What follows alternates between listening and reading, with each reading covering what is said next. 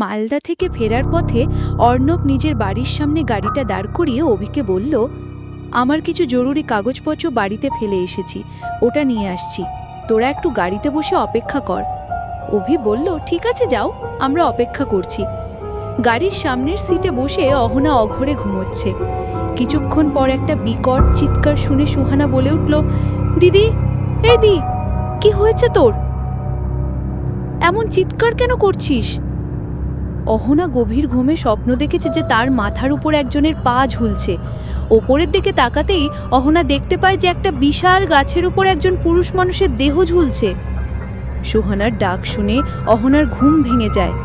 চোখ খুলেই সে দেখতে পায় এক বিশাল আকার গাছ। গাছটা দেখেই অহনার স্বপ্নের কথা মনে পড়ে গেল। আচমকা গাছটা দেখে অহনা একটু ভয় পেয়ে গেল।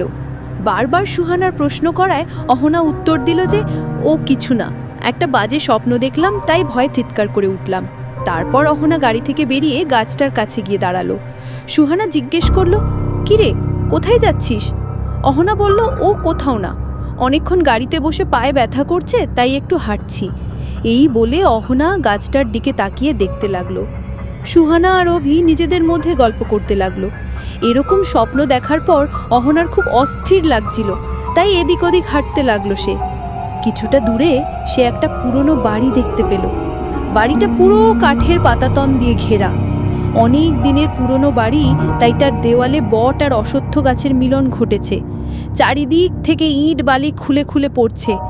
বাড়িটার সামনে যেতেই অহনা লক্ষ্য করল এক বিশাল আকার দরজা, যেমন গল্পের বইয়ে পড়া প্রাচীন হেরিটেজ হোমগুলোর মতো। দরজাটা এক বড় আকৃতির তালা দিয়ে বন্ধ।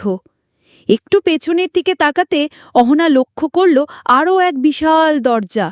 স্বাভাবিকভাবেই সেটাও তালাবন্ধ। বাড়ির চারপাশটা কেমন যেন খাঁ খাঁ করছিল। পেছনের দিকে তাকিয়ে অহনা দেখতে পেল একটা কাঠের সিঁড়ি। সিঁড়িটা একদম চাঁদ পর্যন্ত উঠে যাচ্ছে। কৌতূহলবশত অহনা নিজেকে আর ধরে রাখতেই পারল না।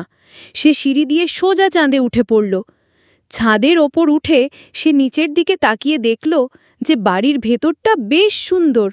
কাঠের রেলিং দিয়ে ঘেরা বাড়িতে নানান ধরনের আসবাবপত্র পড়ে আছে।